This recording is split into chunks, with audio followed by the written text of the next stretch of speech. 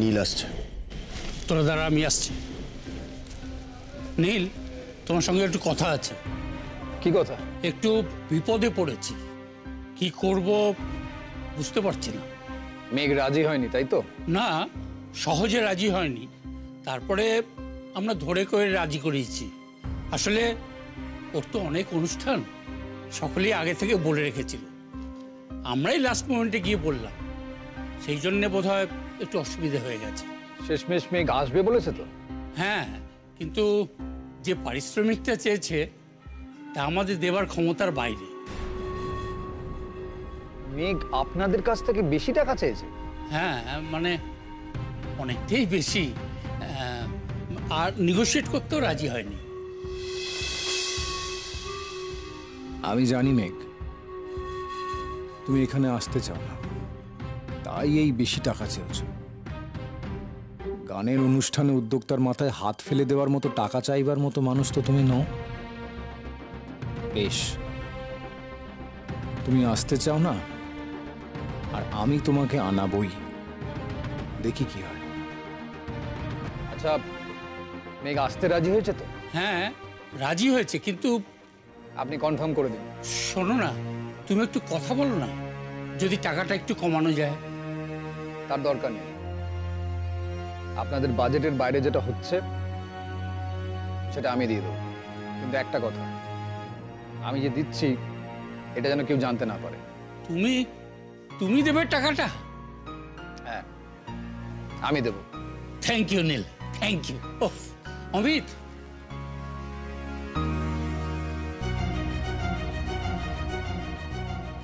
দেখা হবে মেঘ, এবারের পুজোতে দেখা হবে। তোমার সাথে আমার দেখা হবে অষ্টমীর রাতে।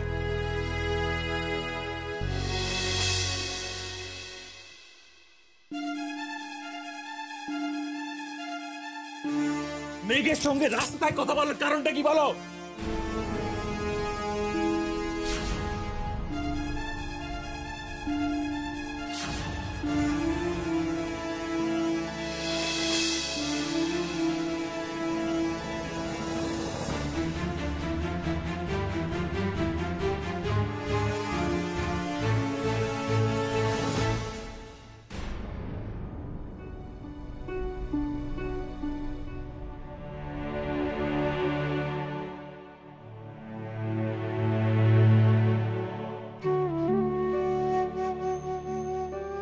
কি রে, কি হলো? না কিছু না, তুই উঠে পড়লি কেন? আমার তো ঘুম ভেঙে গেল, কিন্তু তোর কি হয়েছে? ঘুম আসছে না? না,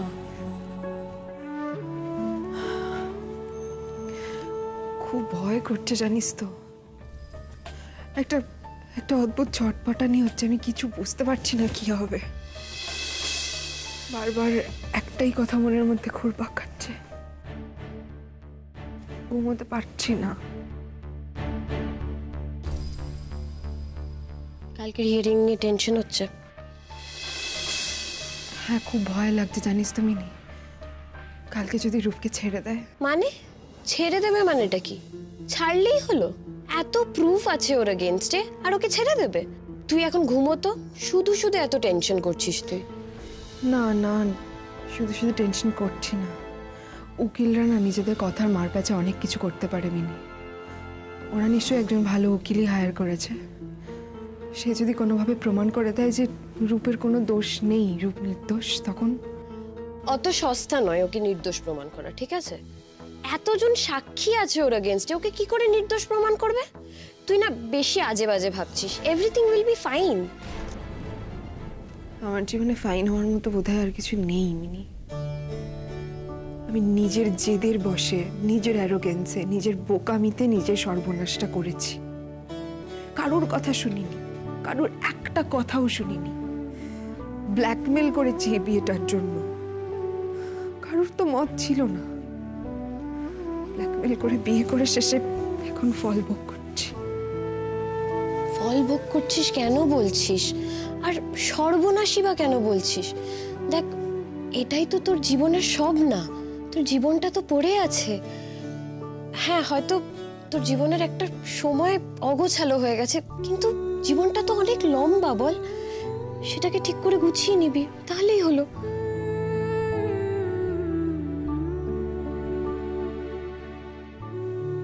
কি মারাত্মক অভিনেতা না ছেলেটা, কি ভয়ানক শয়তান। বিয়ের আগে অব্দি আমাকে কিচ্ছু বুঝতে দিল না, কিচ্ছু না। ও বিয়ের দিন থেকেই নিজের আসল রূপ দেখাতে শুরু করেছিল। সেদিন থেকেই রূপ নিজের খোলস থেকে বেরিয়ে আসে আস্তে আস্তে। আসলে যেহেতু ওর এই বিয়েটা করার কোনো ইচ্ছেই ছিল না, তাই জন্য সেদিন ওর ফ্রাস্ট্রেশনও ঢেকে রাখতে পারেনি, নানানভাবে সেটা প্রকাশ হয়ে যাচ্ছিল। বিয়ের দিনও আমি কিছু বুঝতে পারিনি মিনি। পরে তুই বলেছিলি ও মদ খেয়েছিল। শুধু মদ খাওয়া না গিনি, ও বিয়ের দিন আরো অনেক কিছু করেছে। তোর খারাপ লাগবে বলেই আমি তোকে কিছু বলিনি। কি করেছিল? আমাকে ইনপ্রপারলি টাচ করেছে। কি ইমপ্রপারলি টাচ মানে? হ্যাঁ রে, আর আমাকে না বাজে হিন্ট দিয়ে অনেক কথাবার্তাও বলেছে। তুই এতদিন এই কথাগুলো লুকিয়ে রেখেছিলি কেন? বলিসনি কেন আমাকে? আমার মনে হয়েছে বলে কোনো লাভ নেই, কারণ তুই রূপকে এত ভালোবাসিস। এই কথাগুলো শুনলে তো তোর খারাপ লাগবে, আর আমারও মনে করলে খারাপ লাগবে। তোকে মলেস্ট করেছে?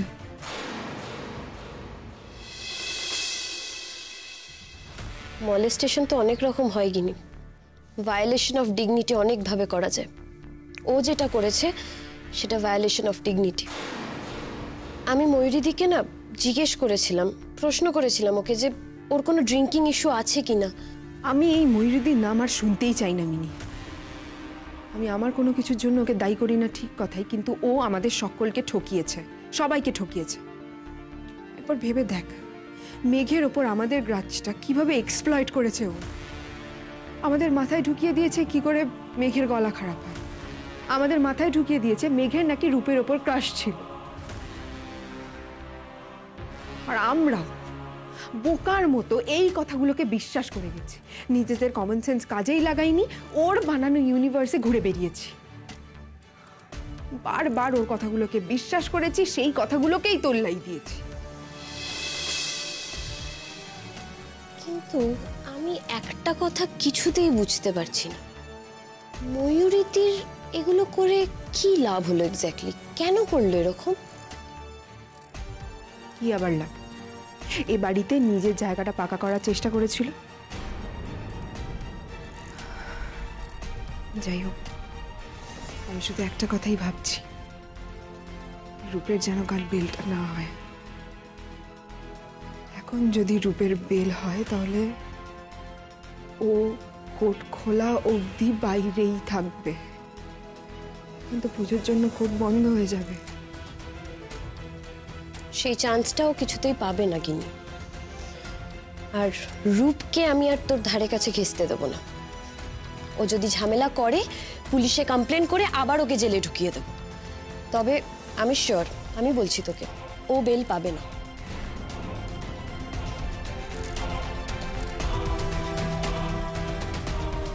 তাই যেন হয় মিনি, তোর কথাটাই যেন সত্যি হয়।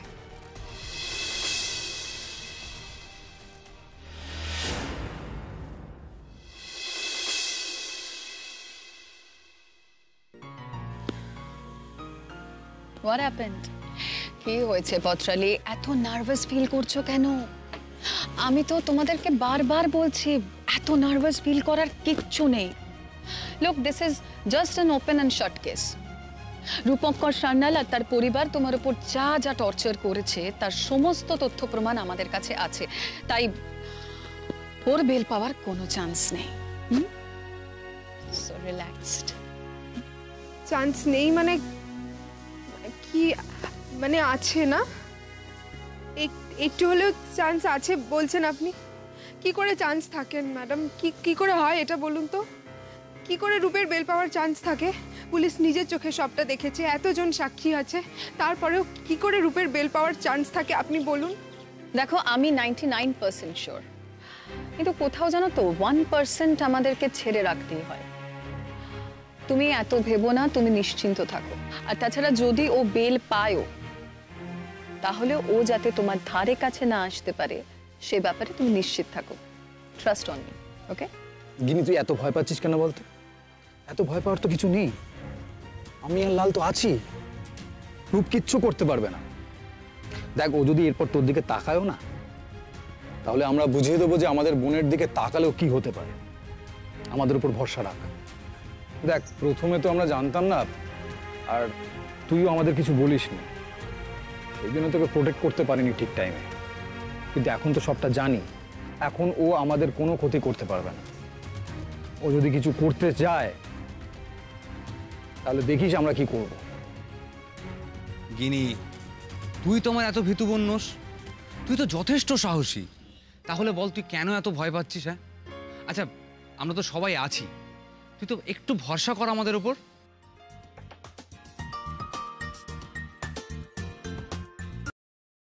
হ্যাঁ বল।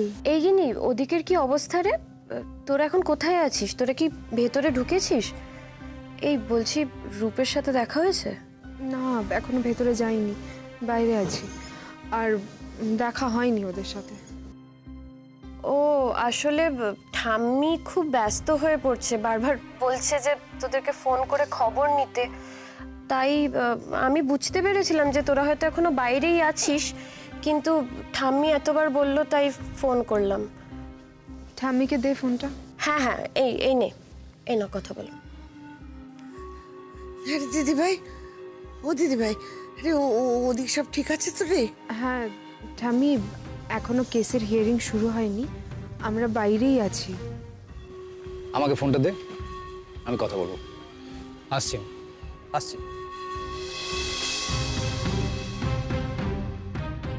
ছোট, দেখ, তুই অত চিন্তা করিস না।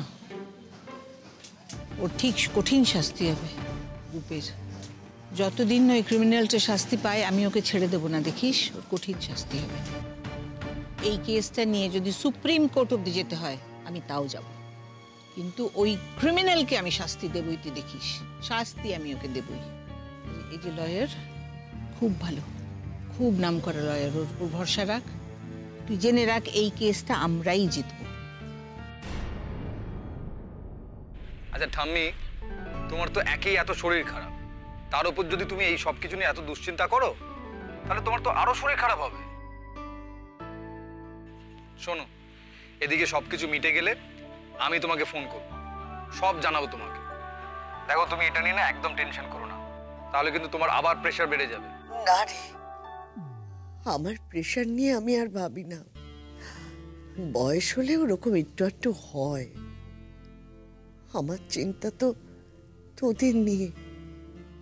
আমার নাতি নাতনিগুলোর জীবন কেমন এলোমেলো হয়ে যাচ্ছে, ছন্নছাড়া হয়ে যাচ্ছে। আমি থেকেও কিচ্ছু করতে পারছি না। এইভাবে আমার আর বাঁচতে ইচ্ছে করে না। আমি এসব কি কথাবার্তা বলছো তুমি? এলোমেলো হয়ে যাওয়া দেখে চলে গেলে চলবেটা কেন বলো তো? এই এলোমেলো হয়ে যাওয়া ছন্নছাড়া জীবনগুলো তোমায় নিজের হাতে গুছিয়ে দিতে হবে না? কিছুই করতে পারছি না বলে তো আমি শুনবো না। যদি আমাদের জীবনগুলো কেউ গুছিয়ে দিতে পারে ঠাম্মি, সেটা একমাত্র তুমি, আর কেউ না। না রে, আমার আর কোনো ক্ষমতা নেই রে দাদা। আমি এখন অকেজ, অকর্মণ্য। আমি এখন সকলের কাছে বোঝা হয়ে গেছি। ঠাম্মি, ঠাম্মি প্লিজ তুমি এভাবে কথা বলো না। দেখো, আমাদের জীবনগুলো এভাবে এলোমেলো হয়ে যেত না যদি আমরা সকলে তোমার কথা শুনতাম। তার মানে বুঝতে পারছো তো আমাদের সকলের এখনো তোমাকে কতটা দরকার। আচ্ছা শোনো, এখন এসব বাজে কথা রেখে তুমি রেস্ট নাও, ফোনটা রাখো। আমি সময় মতো তোমাকে সব খবর দেবো, চিন্তা করো না। রেস্ট নাও, এখন রাখলাম।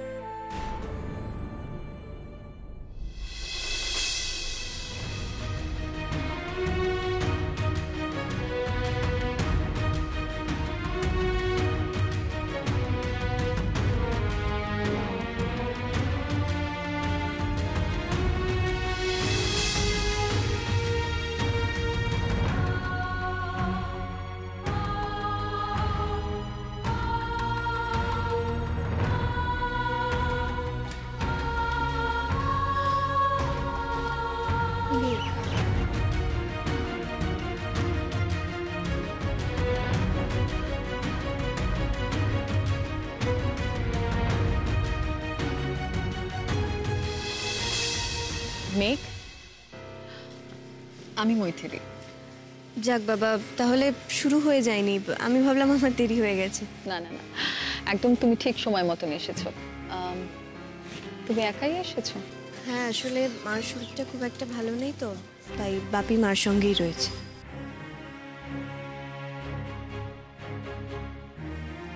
আমার মনে হয় কি আজকে আর মেঘের আমাদের বাড়িতে আসা না আসা নিয়ে কিছু বলার দরকার নেই। আমার মনে হয় ওকে আমাদের একটু সময় দেওয়া উচিত। দেখো, ওর জীবনে এত রকম ঘটনা ঘটে গেছে, এত রকম পরিস্থিতি ও ফেস করেছে, সবকিছু ভুলতে হয়তো ওর একটু সময় লাগতে পারে। সেই সময়টুকু আমাদের সবারই ওকে দেওয়া উচিত বলে আমার মনে হয়। ওকে ওকে প্লিজ তোমরা একা থাকতে দাও একটু, প্লিজ। না না, আমি আর ওকে কিছু বলবো না, ঠিক করেছি। আসলে আমার উপরে বোধহয় ওর সব থেকে বেশি রাগ। হ্যাঁ, আর সেটার কারণও তো আছে। আর আমি জানি এখন যদি আমি কিছু বলি সেটাতে তাহলে হিতে বিপরীতই হবে। আর ত্রিদীপও আমায় বলেছে আমি যেন ওকে আর কিছু না বলি।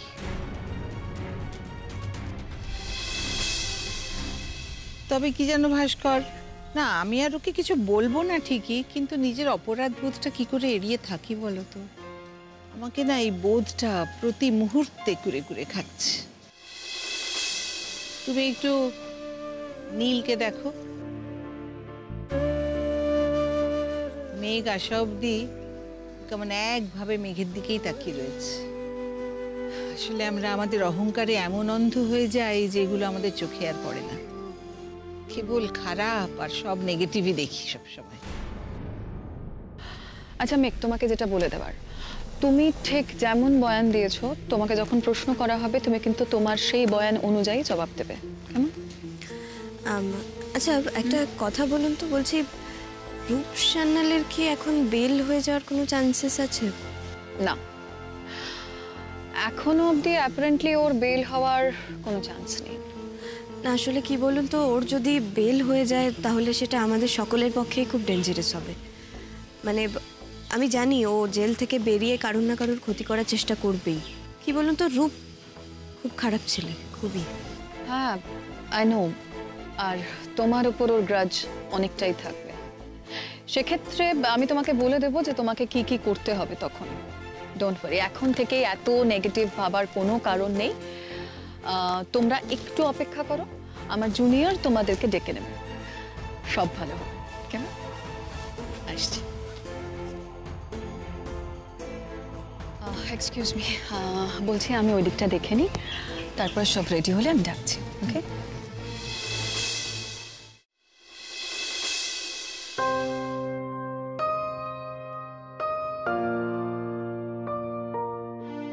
কিনি তুমি চিন্তা করো না। দেখো, রূপ ওর পাপের শাস্তি নিশ্চয়ই পাবে। ওর বিরুদ্ধে এত এত এভিডেন্স আছে, আমার মনে হয় না রূপ এত ইজিলি বাঁচতে পারবে। মাঝে মধ্যে নিজের বোকামিতে নিজের উপরেই ভীষণ রাগ হচ্ছে, জানো তুমি? কি ভেবে এত আনন্দ ছিলাম বলো তো? দেখো গিনি, যা ঘটে গেছে সেটা নিয়ে তো আর কিছু করার নেই, সেটা তো তুমি বদলাতে পারবে না। আর যা ঘটে গেছে সেটা নিয়ে ভাবা মানে নিজের সময় নষ্ট করা, নিজের মন নষ্ট করা। তার থেকে সামনের লড়াইটা জোরের সঙ্গে লড়া দরকার। আর এভাবে দুর্বল হয়ে পড়ো না, শক্ত থাকো।